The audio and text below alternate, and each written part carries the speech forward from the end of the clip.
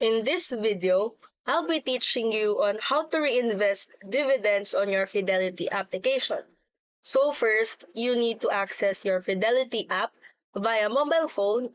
So you have to download the application itself and access your account by entering your credentials.